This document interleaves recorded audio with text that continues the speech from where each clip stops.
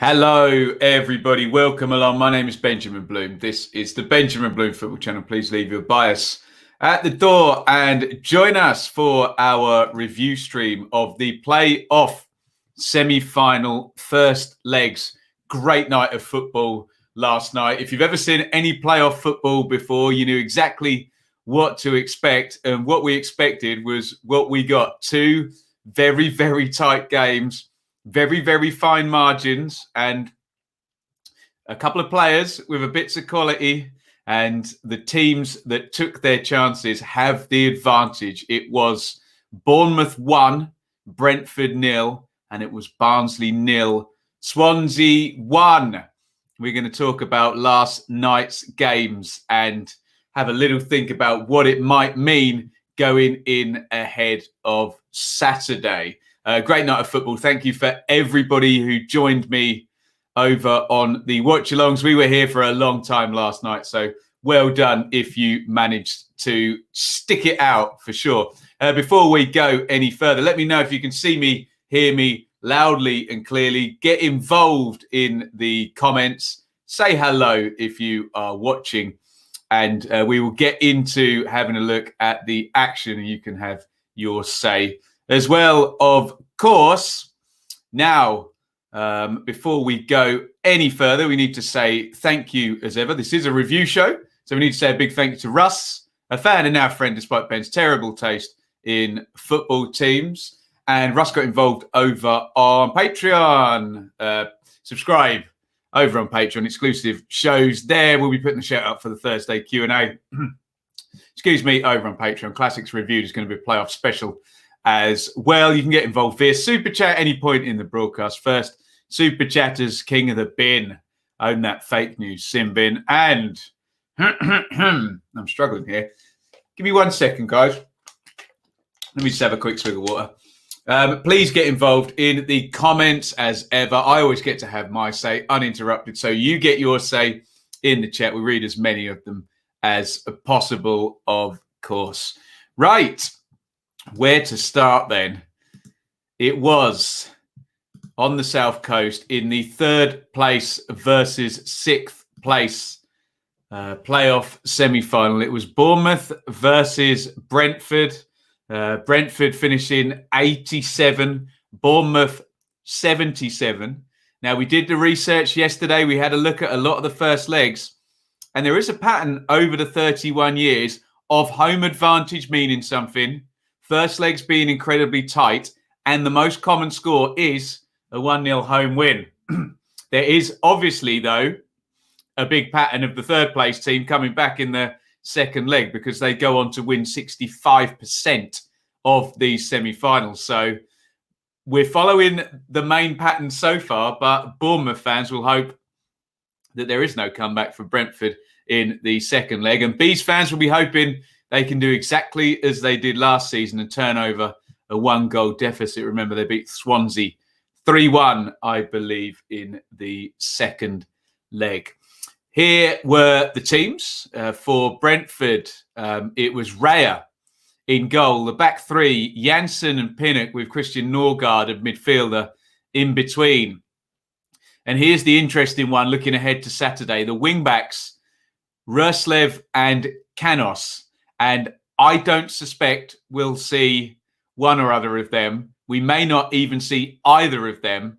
And we may see the wing-backs ditched completely on Saturday. That is a very interesting one to watch. We'll deal with that in our preview shows. In the midfield, and I do agree with how SofaScore have laid that out, because Janelt was sat there, wasn't he, with Fosu trying to help out defensively on the left and Jensen trying to get across and help Roslev with Danjuma at every opportunity. So they didn't really manage to get Fosu into the number 10 position too much.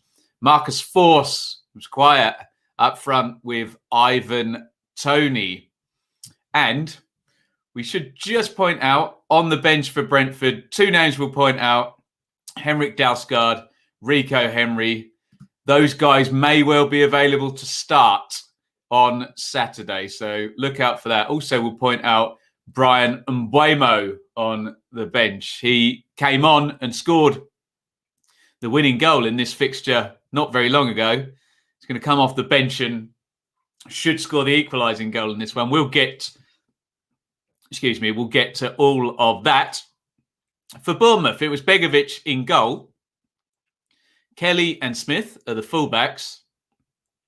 Carter Vickers going to have a good game against Marcus Force, isn't he? Steve Cook is not going to go the distance. If anyone could do a quick Google on Steve Cook, and if we know anything more than we did last night, whether he's going to be around on Saturday. Ben Pearson also going off in the second half. He plays in central midfield with Jeff Lerma. And then the danger men, Brooks inside right, Danjuma inside left, Billing at 10, Solanke up top. In we went, tentative first 10 minutes, and then it opened up. Really good stuff from both sides in this first period. And Bournemouth had the better of the openings. We should mention there is a penalty shout on Tariq Fosu, which falls in the I've seen them given, but I don't particularly like it category. So think of that what you will. And there was the first big opening. Brooks played in Smith. You can see at the top of the picture. He lays it into Danjuma. Iain out there is diving in, but look how you can see to Raya's right there. That's the shot, isn't it? Just stroke it in the corner, which we have seen Billing do many, many times, but he doesn't manage to pull it off. Decent chance, that one. Best opening of the half, really. And then Lloyd Kelly at the bottom of the picture has crossed that in. Dom Solanke, you can see him just falling. He's glanced the header. Does Raya have it covered? Does he not? I don't know. Hits the outside of the post. Good stuff. Bournemouth edging it, I think. Into the second half we go. And we do get the decisive goal. Of course, Steve Cook has gone off at this point. So it is Chris Mepham versus Ivan Toney, which could have been a worry, but they do keep the clean sheet in the end, the Bournemouth, don't they? And there is Pontus Jansson on the right wing, surrounded by Tariq Fosu, Lloyd Kelly, and Arnat Danjuma. Keep your eye on him because he's about to score.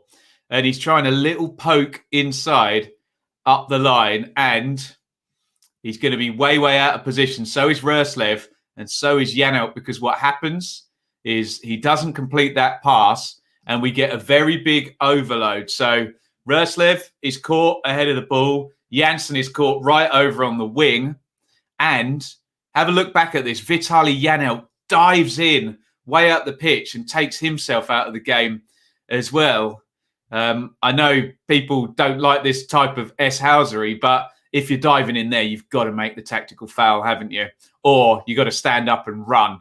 You've got to get some kind of contact. And from then on, big turnover. On it goes. Solanke to Brooks.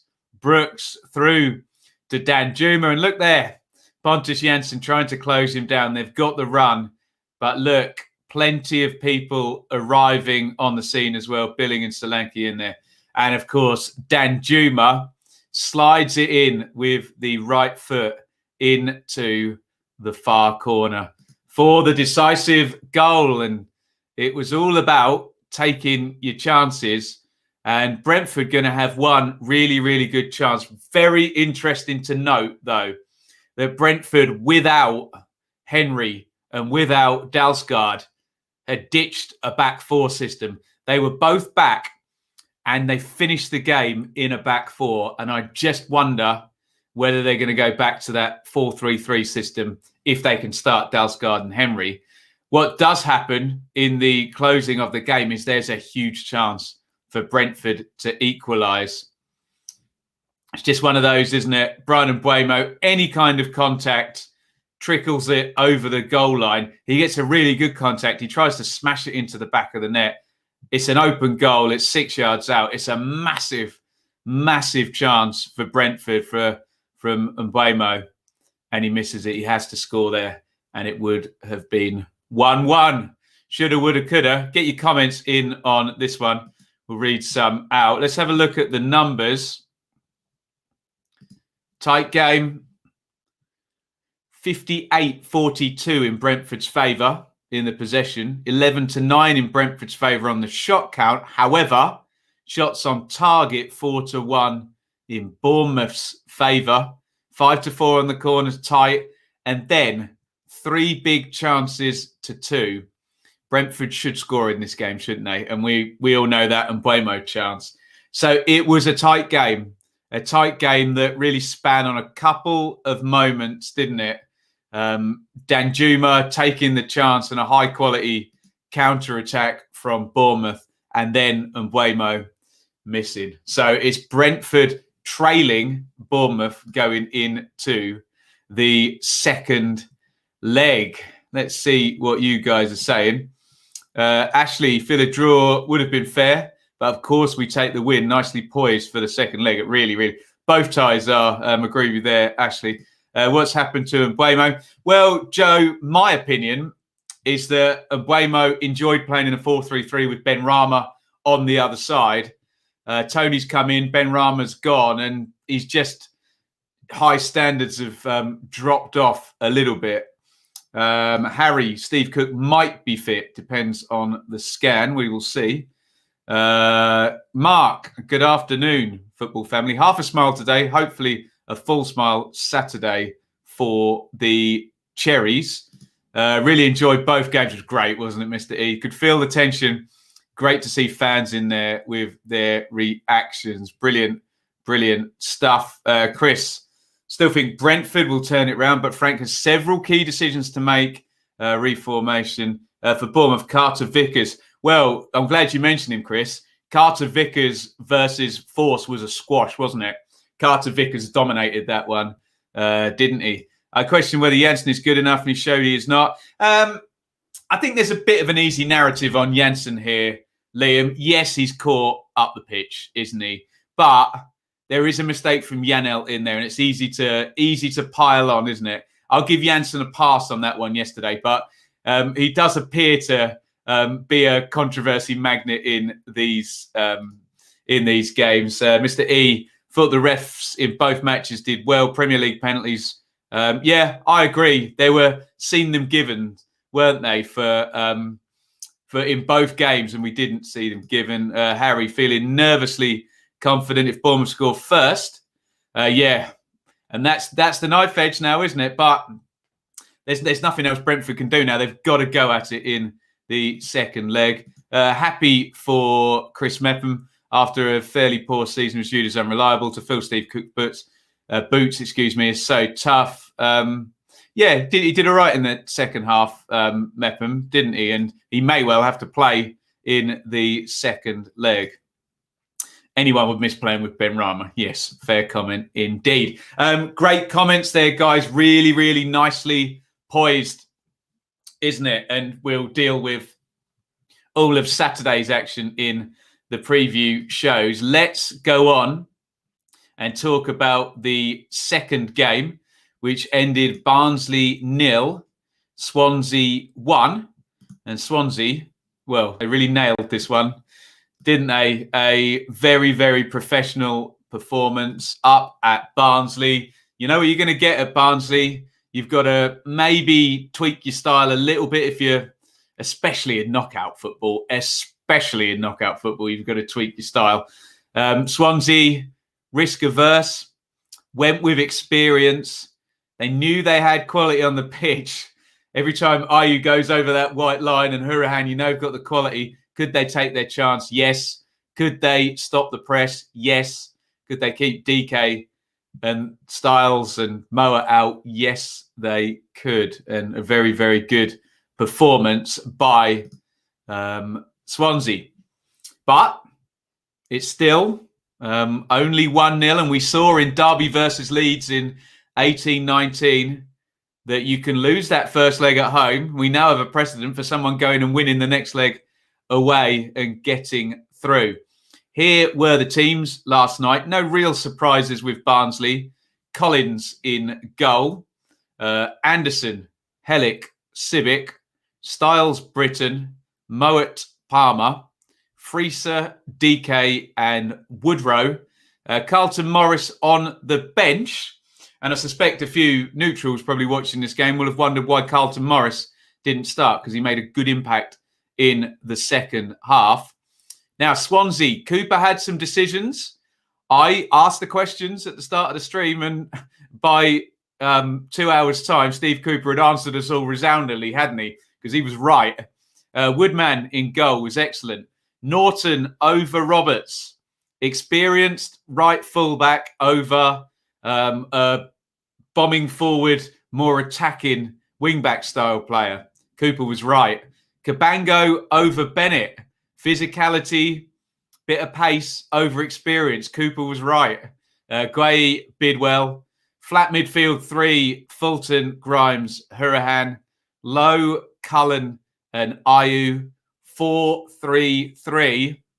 We thought they would play that, but I must admit, I had Roberts in my starting lineup and I had Ryan Bennett in my starting lineup, and their replacements, or the players in the positions I thought they would be in, did very well. Barnsley went at it from the off, as you can imagine. DK versus Cabango and Guay pretty much resoundingly was won by Cabango and Guay.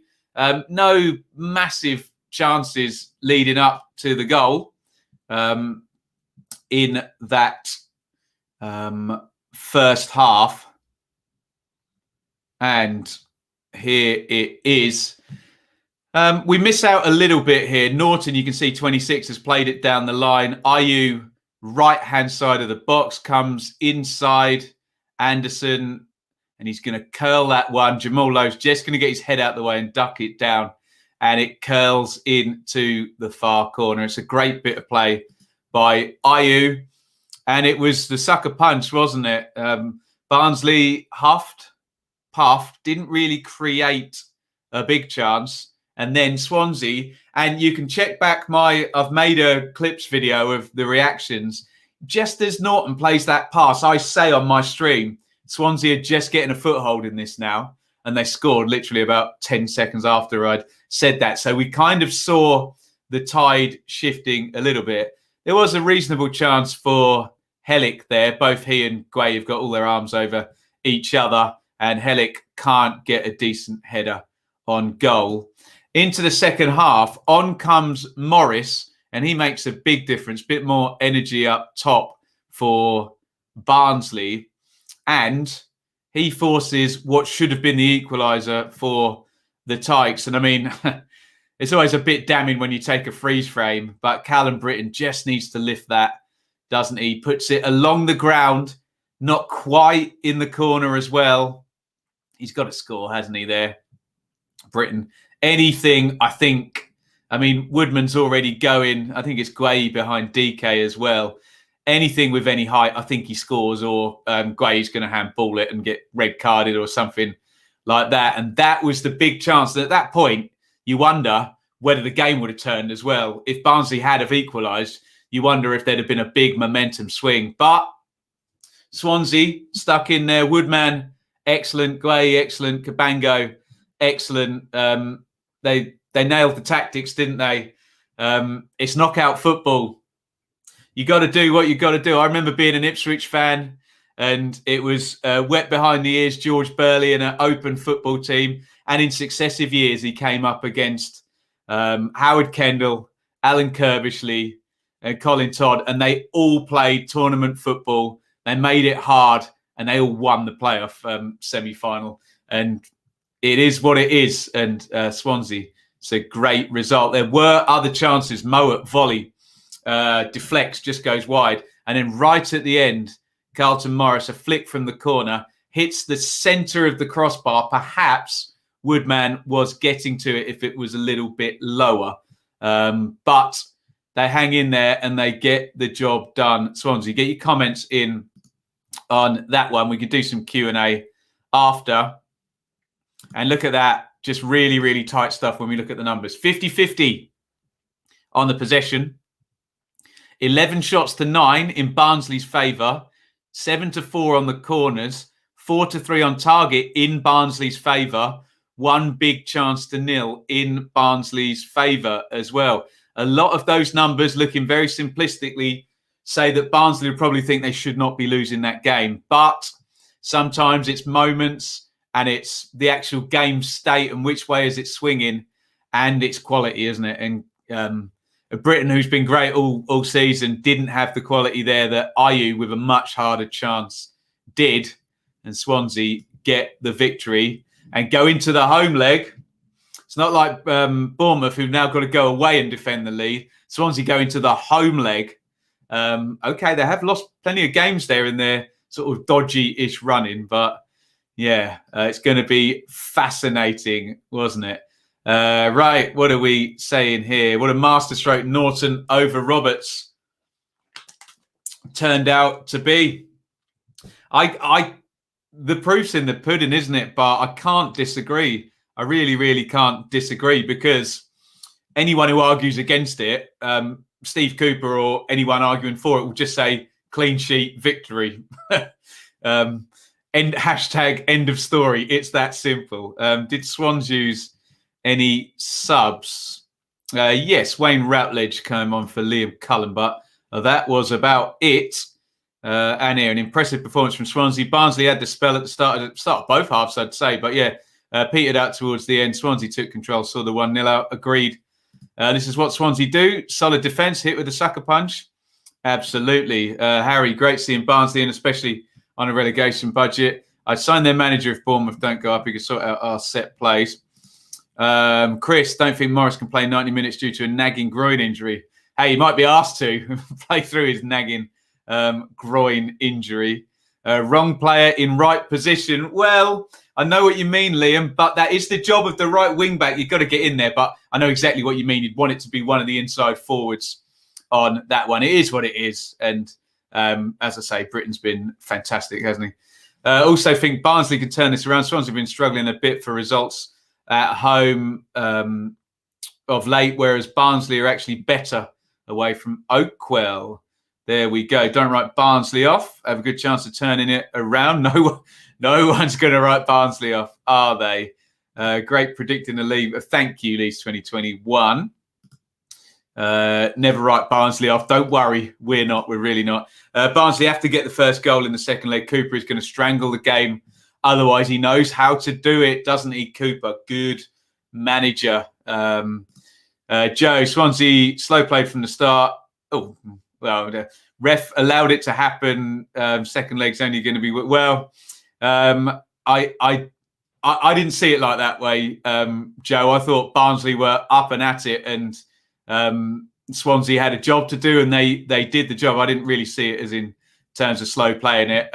Not anything particularly illegal that any team facing Barnsley wouldn't have done. Swansea haven't lost all season with the away kit on. Okay, weird stat. Disappointed not to be at the home game. Technical issues denying a place in the ballot. There we go, guys. We'll do a few minutes of Q&A. If anyone's got any questions, we won't go too far into Saturday.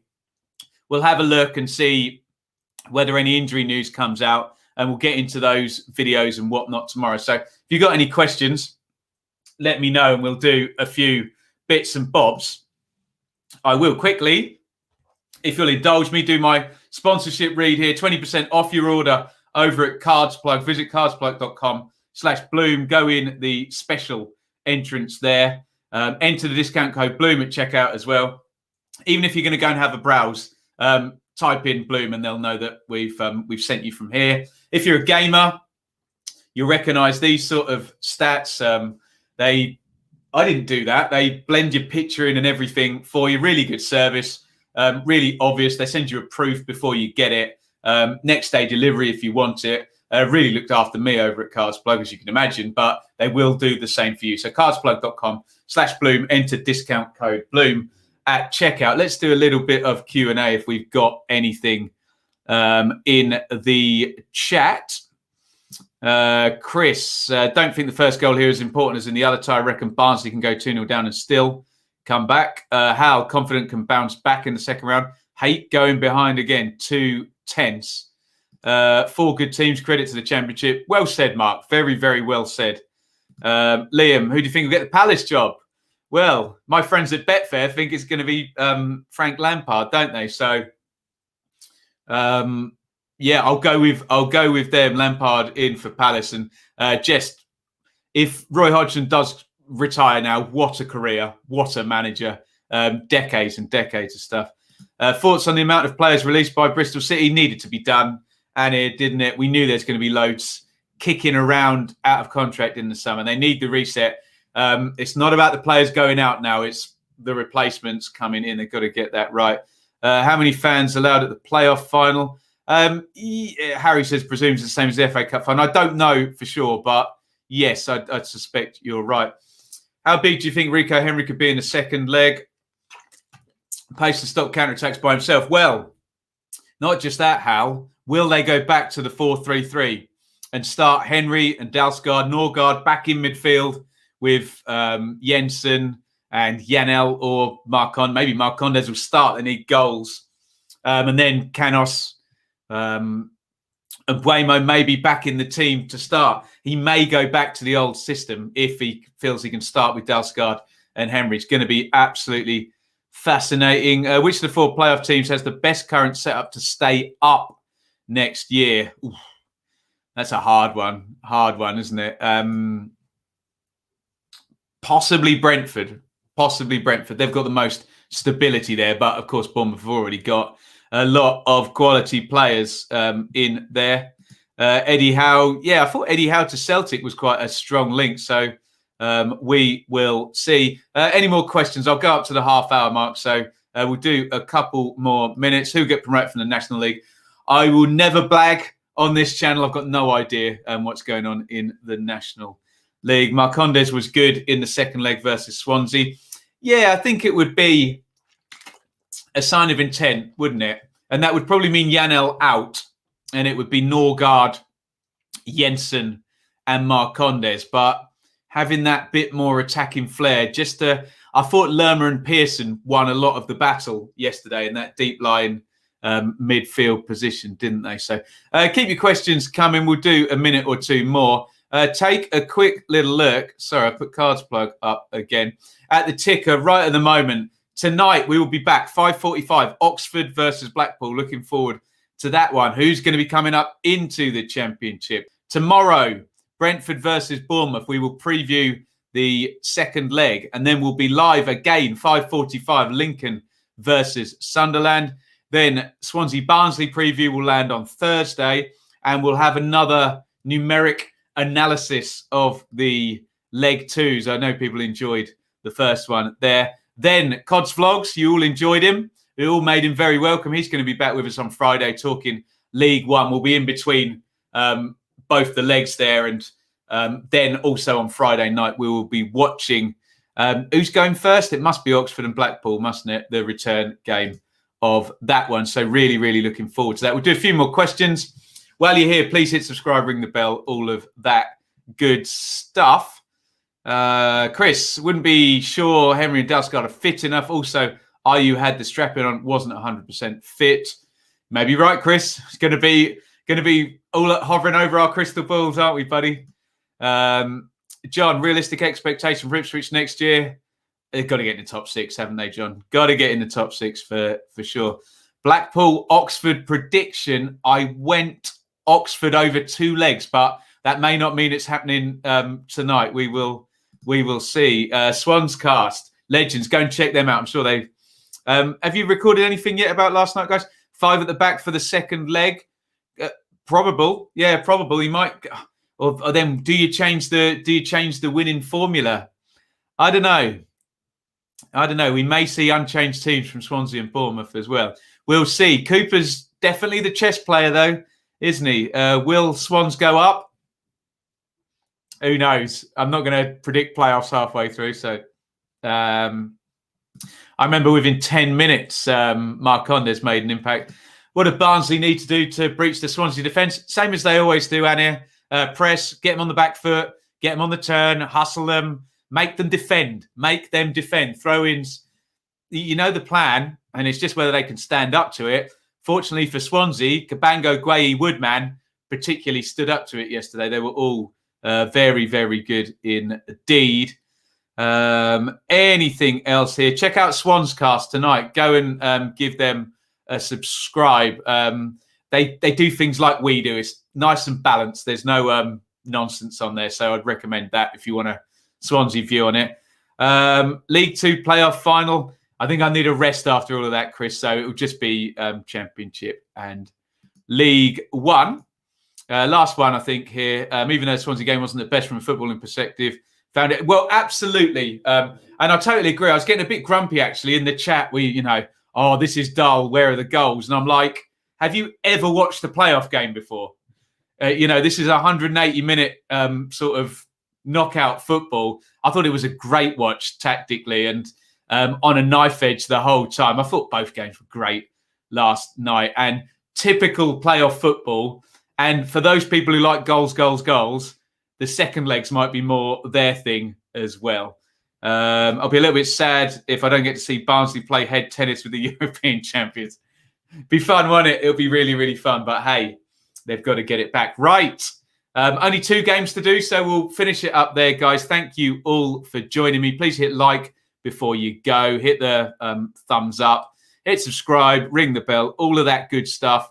We will be back tonight. Come and join me for League One and then preview. I know we've spoken a bit and shared some ideas already. We'll be previewing the games tomorrow night. And Thursday night, and my pieces will be up on Football 365. I think they're both going up on Friday, the day before the games. I think. Maybe Thursday. I can't remember. Got to start writing them after I've done this anyway. So busy. Thank you, everybody. Great numbers joining me last night. So do hit subscribe if you're here. Do get over to Cards Plug, even just to have a little browse. Help a brother out. cardsplug.com/Bloom. And I'll see you tonight. And I'll see you probably every day this week. Thank you for the support. And if you want to shout out, I'll ping them up as the outro plays. And it's a big over and out from me. Thank you so much for watching. If you enjoyed this video, please hit the like button to see more videos from this channel. Hit the subscribe button and to be notified every time we upload. Ring the bell for those notifications to come through on your device. If you really want to support the channel and me as a content creator, I will be eternally grateful if you head over to the merch store and grab something, or support over on Patreon, patreon.com/Benjamin Bloom. Thank you for your time. Go and watch another video.